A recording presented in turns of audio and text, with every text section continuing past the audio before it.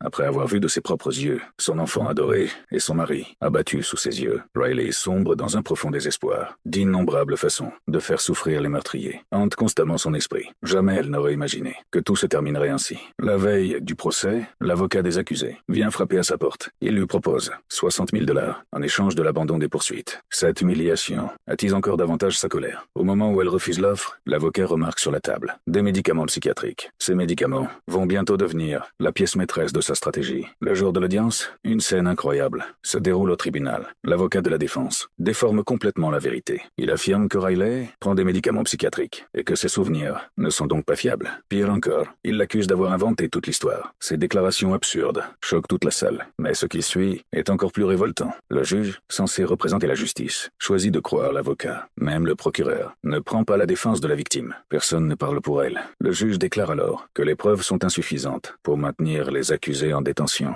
À cet instant précis, Riley comprend enfin la vérité de l'avocat. Au juge, en passant par le procureur, toutes les personnes présentes dans cette salle d'audience ont déjà été achetées. Lorsque le marteau du juge s'abat, sa dernière confiance en la justice s'effondre définitivement. La colère la consume. Elle se précipite vers les trois criminels, fiers de leur victoire. Mais les agents de sécurité la neutralisent aussitôt, avec un pistolet à impulsion électrique. Une douleur violente envahit tout son corps. Et pourtant, au milieu de sa souffrance, elle ne voit qu'une seule chose, le sourire des monstres qui ont détruit sa vie. Mais le cauchemar est loin d'être terminé. Le juge signe alors un nouveau document. Il déclare Riley mentalement instable et ordonne immédiatement son internement en hôpital psychiatrique.